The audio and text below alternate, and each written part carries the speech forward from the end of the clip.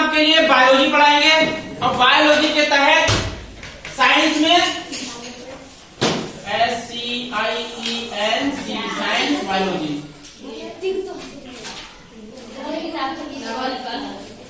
आवाज नहीं, सारे बच्चे साइलेंट, मेरी बात को सुनेंगे ध्यान से। बाद में मैं आपसे क्वेश्चन पूछूंगा। नीतू की दादी आज भी परेशान है कि हमारी बहू के द्वारा कहीं बेटी ना हो जाए।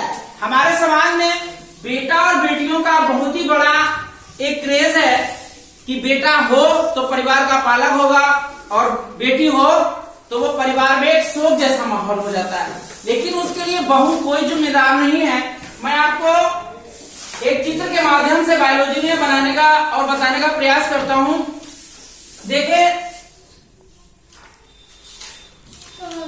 ये हमारा एक्स वाई है और ये हमारा एक्स एक्स है, ठीक है।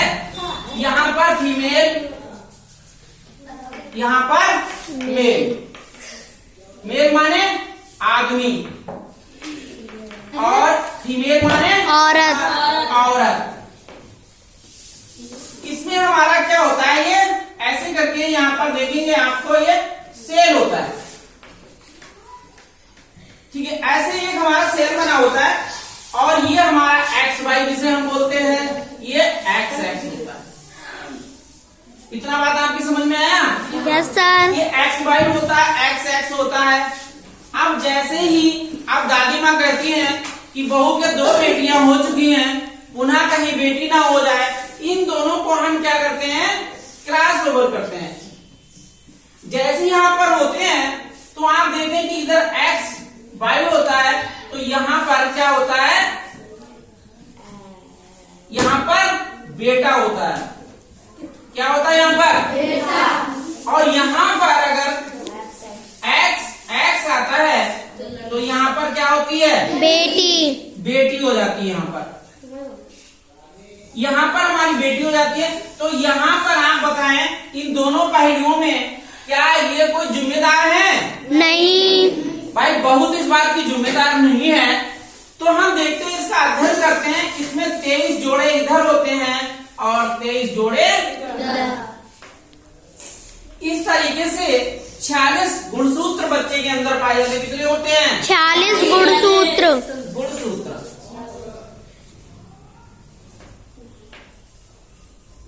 बात आपकी सब बच्चों की समझ में आई? Yes sir.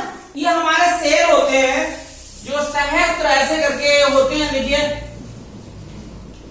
लाखों संख्याओं में, मात्राओं में होते हैं।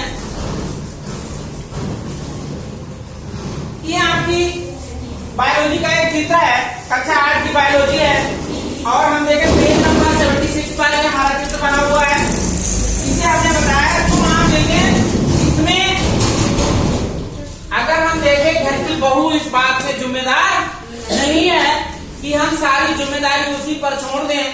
इन दोनों पहलुओं को अगर हमारा कोई सिस्टम खराब हो रहा है, यानी बेटे बेटे हो रहे हैं, तो जरूरत नहीं कि माई उसकी जिम्मेदार है।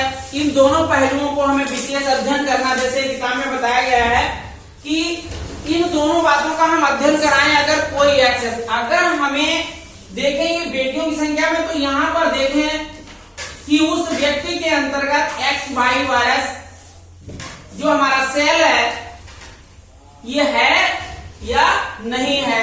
डॉक्टर सलाह लेनी चाहिए, क्योंकि जब तक यह पर्याप्त संख्या में नहीं होगा, जब तक यहाँ पर बेटा नहीं होगा। क्या हमें बेटा और बेटी में अंतर करना चाहिए? नहीं। बेटा और बेटी बिल्कुल एक ही हैं, हमें किसी में अंतर नहीं करना चाहिए। श्रीमती इंदिरा गांधी पंडित जवाहरलाल नेहरू की इकलौती बेटी थी। उन्होंने समाज में एक नाम किया, बेटे से ज्यादा नाम दिया। तो क्या जरूरत नहीं है कि बेटियां ही, मतलब बेटे ही हमारे सब नाम चलाएंगे? नहीं। रानी दुर्गावती, रानी चेन्नम्मा, बेटियों ने हमारे समाज में बहुत बड़े नाम किए हैं।